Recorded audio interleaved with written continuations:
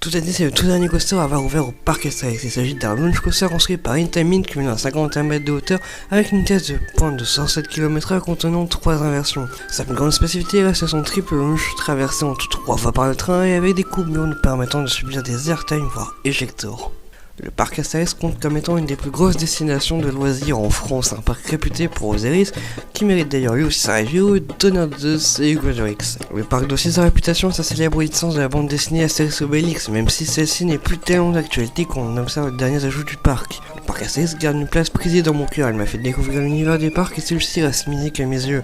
Même si on pourrait trouver pas mal de défauts, c'est un plaisir de m'y rendre à chaque visite. Toutatis et sa zone ont eu de nombreux reports suite au Covid-19, mais ont enfin ouvert pour la première fois le 29 mars durant la réouverture afin de roder la bête au grand public à partir du 8 avril. Le parc et le show ont une proposition de Bulgar et Mabillard, de McRide et enfin de l'élu, à savoir Intamin. Le layout a évolué avant de devenir celui que l'on connaît aujourd'hui. Toutatis n'est pas le premier coaster de ce type à avoir ouvert. Un modèle similaire du nom de Panthéon à Busch Garden Williamsburg a vu le jour avec des statistiques plus impressionnantes que son frère français. Beaucoup d'éléments se ressemblent mais le principe du triple launch reste le même. La complexité technique majeure est le switch track qui permet au train de passer la flèche. Il s'agit du pire cauchemar pour les techniciens de la maintenance et espérons que celui-ci se porte mieux plus tard.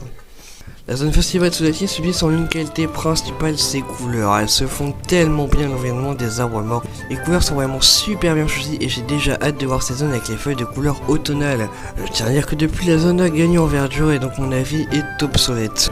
L'ambiance festive est omniprésente de par son ambiance musicale mais aussi les décorations de ces guirlandes suspendues accrochées à la statue de Toutatis. La statue est vraiment sympa elle aussi, elle donne un côté impressionnant et est faite pour que l'on soit prise en photo devant. C'est la pièce maîtresse de la zone et les guirlandes nous le font bien dire, ce sont les seules choses que j'ai au-dessus de la zone. Les bâtiments semblent faits à la va-vite et sans prendre le soin d'y camoufler le moindre mur technique, rien qu'un amas de branchage aurait fait l'affaire. Le coaster n'est pas très visible dans la zone, hormis le top hat. Seul le grondement du train nous avertit de l'arrivée de celui-ci dans les tranchées occupées par le triple launch. La trace du rat se fond lui aussi très bien dans le paysage de la zone, le voir n'est pas du tout choquant. De plus, il donne de très beaux points de vue sur la zone une fois dedans et présente une impression d'immensité face à ce que l'on voit. Le cumulus qui fait office de station pour Toutatis est devenu emblématique et tout comme le reste de la zone se fond de par ses couleurs dans l'environnement. Il est le plus bel élément de cette zone et de loin. Il s'agit d'une des plus belles gares qui m'a été étonné de voir pour un coaster. Il est majestueux, situé et montre bien où il faut aller si tu veux arrêter Toutatis.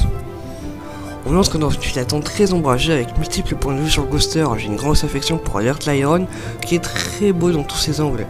La proximité entre le train et la file d'attente est vraiment impressionnante et c'est génial. Ça donne une certaine appréhension avant d'embarquer. On voit l'étendue du layout depuis cette file d'attente et cela nous permet par la même occasion de réellement admirer l'entièreté de Toutatis.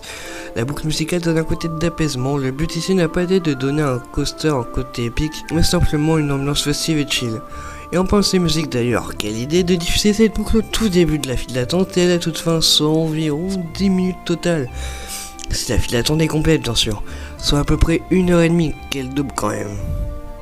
La gare possède vraiment une ambiance particulière, mais qu'est-ce que c'est sombre quand on arrive, on n'y voit rien du tout à part quelques lampes qui font office de torches, et encore. La musique se veut accueillante et reprend tout simplement le thème principal de Toutatis, étant de s'installer dans le train, qui possède par ailleurs des assises basses tout comme Conda. On abaisse à la barre, le plafond lumière prend vie, c'est le dispatch. Le dispatch sound se veut très bruyant, constitué de bruits de tambour sourds avec des voix. C'est pas ce qui m'a le plus marqué, ça s'entend en plus de ça dans une bonne partie de la zone. J'ai fait Toutatis vers les premiers rangs, au milieu et au dernier rang, je comparais alors les 3 rangées sur certains éléments. On commence par un launch anecdotique, celui d'une figure assez unique que je trouve pour le coup un peu chiante et qui se nomme Cutback. En gros, on traverse un petit virage suivi d'une inversion très lente. Je trouve peu d'intérêt, mais l'on peut noter que l'on-time est vraiment bien géré. Par contre, si vous mettez à la droite du train et que vous vous penchez sur le côté droit pendant l'inversion, on ressent l'impression de tomber tout en donnant un bien meilleur goût à cette figure. On continue avec deux boss dont la deuxième offre un plus bel airtime que le premier, bien qu'elle ne met toutes les deux pas spécialement marquées, avant d'arriver de traverser une première fois le triple launch, qui est assez mou dû à son manque de vitesse, mais qui offre tout de même un léger floating. On grimpe alors une bonne partie du top hat avant de perdre en vitesse et de repartir en arrière. Le passage en arrière sur le triple launch est complètement incroyable. On se fait doublement injecter et le fait d'être en arrière ne nous permet pas d'anticiper où et quand précisément les boss arrivent. On passe alors sur la flèche avec une transition assez violente et intense. C'est une flèche qui se veut assez insignifiante. Je n'ai pas eu la moindre sensation dedans, j'attendais d'ailleurs même avec impatience de se refaire éjecter une fois de plus par le triple launch. On revient sur le triple launch une troisième et dernière fois, et qu'est-ce que ça arrache. Chaque boss nous envoie l'air d'une puissance phénoménale, et nous sommes envoyés pour de bons sur le top 8, qui est d'ailleurs long, très long. Du moins au dernier rang, le first et le milieu possèdent un airtime tout de même assez prononcé. Les trims rendent le top 8 et drop qui le suit sans saveur, et la clinaison à plus de 90 degrés n'aide pas non plus. J'ai trouvé cette position d'être à 100 degrés des poussières vraiment désagréable au first et au middle row, à cause de la vitesse beaucoup trop faible du train. Une sorte d'entaille, mais au pire, à l'inverse du last où la drop se fait plus rapidement et plus agréable à traverser, en plus d'être fort sympathique. Je préfère vraiment la drop de Typhoon qui a cette inclinaison supérieure à 90 degrés mais avec une excellente sensation de tomber et un vrai airtime, ce qui n'est pas le cas de Toutatis. La suite promet d'être bien meilleure, un petit virage intense avec un joli airtime, changeant de direction et nous arrivons sur le 0-0 très planant. Je pense que celui de Velocicoaster est beaucoup plus intéressant et ce que propose AMC doit être encore un cran au-dessus. En tout cas ici c'est très mou et on attend vivement de passer à la suite. On continue avec un airtime pris latéralement qui est très court.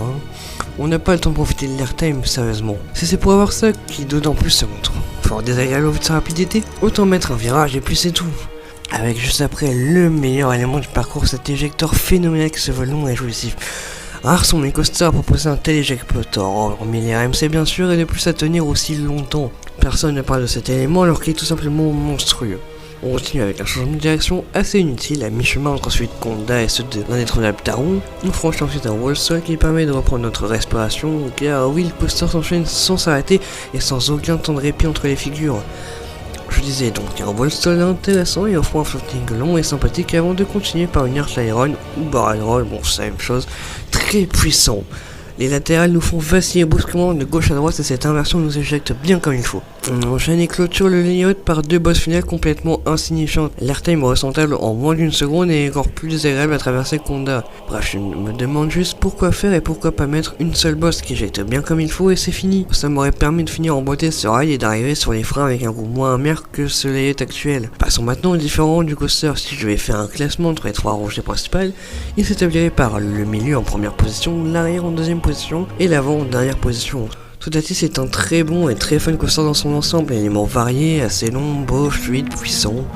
Mais quand on y va élément par élément, il y a des choses à dire en commençant par ses supposés 23 airtime. J'ai décidé de compter le nombre d'airtime appréciables et on m'en compte s'arrête à 10, oui. Alors je dis pas que c'est un mauvais nombre parce que ces 10 airtime sont tous intéressants mais c'est 2 fois moins que ce dont on est censé vendre ce coaster. La thématisation est quant à elle très sympa mais loin de ce que propose Osiris qui est selon moi le coaster et la zone la mieux thématisée du parc. Je ressors donc de Toutatis avec un certain goût amer car certes le coaster est très bon mais je n'en sors pas non plus émerveillé. Loin du top 20 mondial que le Tribulary Riders de Captain Coaster. Toutatis est un des coasters les plus surcotés qu'il m'était donné de faire, il reste un excellent coaster pour le sol français mais il est beaucoup moins quand on le compare aux autres excellentes machines européennes telles que Taron, Conda, RTH ou Untamed. J'ai mis la note de 4 étoiles, un coaster au potentiel inexploité, tout de même fun et puissant mais manque d'un cruel élément qui frappe les esprits. Il ne mérite pas sa position sur le classement mondial Captain Coaster mais introduit le lendemain dans une nouvelle ère du coaster en France. Cette review est désormais terminée, n'hésitez pas à donner votre note sur 5 étoiles de ce coaster dans les commentaires et de partager votre avis sur cette machine. Si vous avez des conseils, corrections ou suggestions pour les prochaines reviews, n'hésitez pas à le dire là aussi dans les commentaires. Allez, salut!